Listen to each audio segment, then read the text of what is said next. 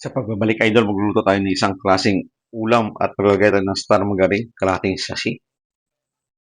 Lakasan ang apoy at depende sa dami ng margarine ang gusto mo at yung lulutuin mo. No? Mayroon akong sibuyas, ganyan ang hiwa lang. No? Brown lang natin to.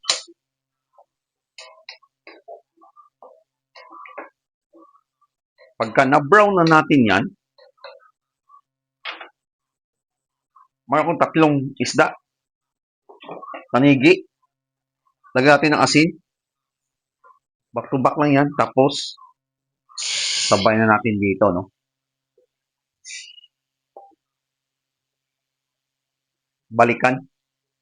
Pag ganito na siya, no? Puti talagang laman ng tanigi ng isda, special na isda. Ang gagawin natin, crack black pepper, lalagay tayo ng soy sauce, estimate lang, kung kaya nyo mag-estimate, at tayaan muna natin yan, no? Balikan natin. Pag ganyan na siya, lagay tayo ng 1 cup of water. May idea ba kayo kung anong tawag sa niluluto natin? Pakuluin lang ng pakuluin yan hanggang sa maluto at may dadagdag ba tayo.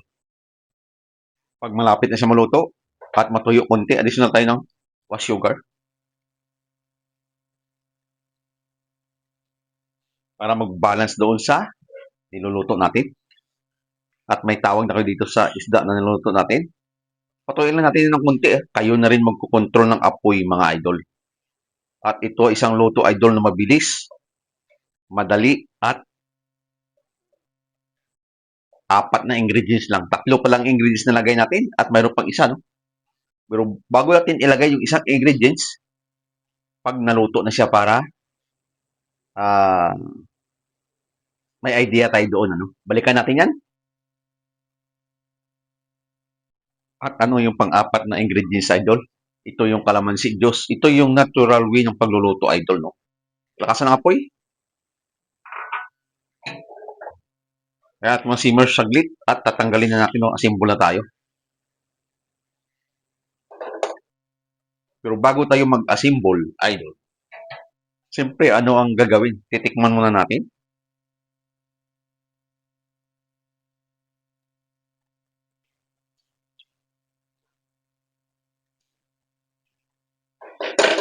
Okay ang lasa, idol, at kunting sugar lang tayo dadagdag para assemble na tayo.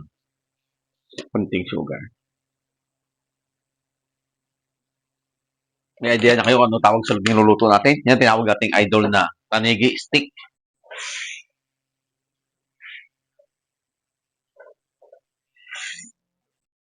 Patay ng apoy. At lalagay natin ito. Pipiliting tayo. Lagay mo na yun dito. Sa lansan. At ibubuhos mo lang dito sa taas ang sauce na, idol, no? Huwag tayo maglagay ng slurry kasi natural wing ang ginagawa natin, no?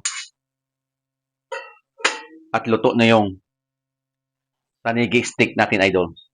Bye-bye, mga idol. Huwag kalimutang kaligtaan na supportan ako sa YouTube channel ko, official account ko, TikTok account, Facebook page. Bye-bye, mga idol. Kainan na.